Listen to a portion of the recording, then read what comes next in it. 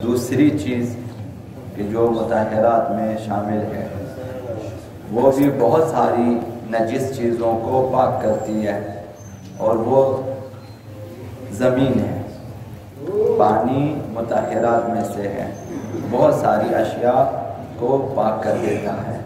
اور دوسری چیز زمین ہے، زمین بھی بہت ساری چیزوں کو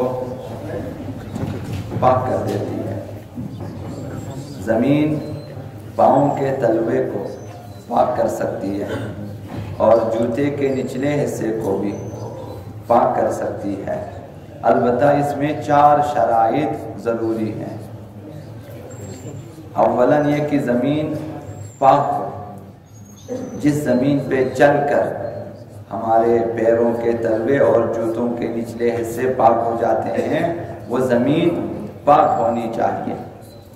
اور دوسری شرط یہ ہے کہ وہ زمین خشک ہونا چاہیے، تر زمین نہ ہو۔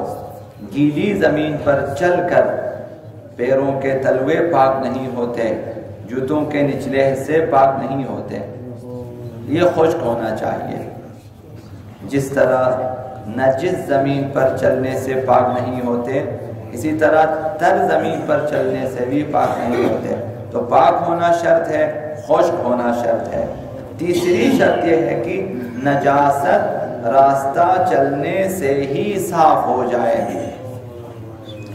جو جوتوں کے جو ہے نچلے حصے میں نجاست لگی ہوئی ہے یا پیروں کے تلوے میں نجاست لگی ہوئی ہے کہ وہ اب وہ ننگے پیر چلنے سے وہ صاف ہو جائے تو پھر پاک ہو جاتا ہے، نہ راستہ چلنے سے ہی صاف ہو جائے۔ اب اگر ہم نے مٹی مل کے صاف کیا تو وہ صاف نہیں ہوں گے، پاک نہیں ہوں گے۔ ابھی ہم جوتے کو اٹھائیں، اس میں مٹی ڈالیں اور مثلا کپڑے سے یا کسی چیز سے ہم مٹی سے اسے مثلا جس طرح پانی سے دھوتے ہیں، مٹی سے اگر دھونا شروع کریں پاک نہیں ہوں، چل کے۔ یہ تیسری شرط ہے، راستہ چلنے سے نجاست صاف ہو جائے تو یہ 2 چیزیں پاؤں کے تلوے اور جوتوں کے نچلے سے پاک ہو جائیں گے۔ چوتھی شرط بھی ہے، چوتھی شرط یہ ہے کہ پاؤں اور جوتے کے تلوے راستہ چلنے سے نجس ہوا ہو۔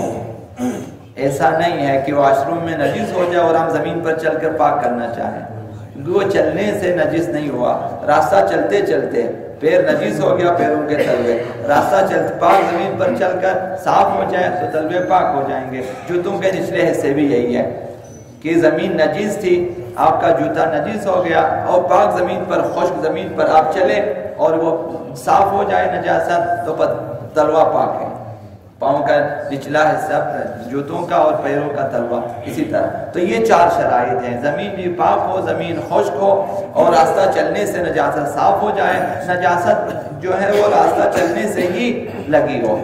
یہ 4 شرائط ہیں۔ اس کے علاوہ نجس ہوا ہو تو راستہ چلنے سے پاک نہیں ہوں گے۔ حضرت آیت اللہ مکارم شیرازی نے فرمایا اگر زمین پاک اور خشک ہو تو پاؤں اور جوتے کے نچلے جو ہے نجس تلوے زمین پر کھینچنے سے بھی پاک ہوں گے۔ اگر آپ نے کھینچ لیا زمین پہ، جوتوں کو کھینچ لیا، کھینچ کے لے گیا اور صاف ہو گیا تو پاک ہو جائیں گے، حضرت آیت اللہ مکارم شیرازی نے فرمایا۔ اسی طرح پیروں کو مثلا چلے نہیں، کھینچ کے لے جائیں تب بھی وہ پاک ہو جائیں گے، بشرطے کہ عین نجاست زائل ہو جائے۔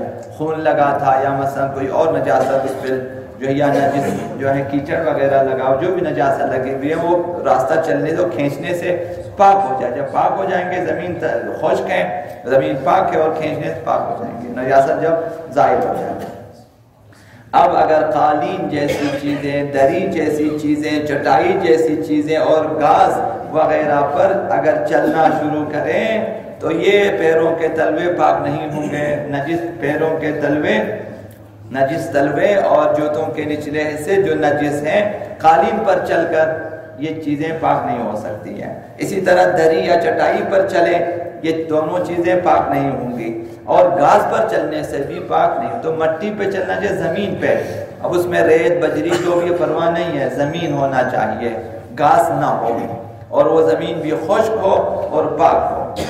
تو اگر قالین، دری یا چٹائی یا گاز وغیرہ پر چلے تو پیروں کے تلوے پاک نہیں ہوں گے اور جوتوں کے نچلے حصے بھی پاک نہیں ہوں گے۔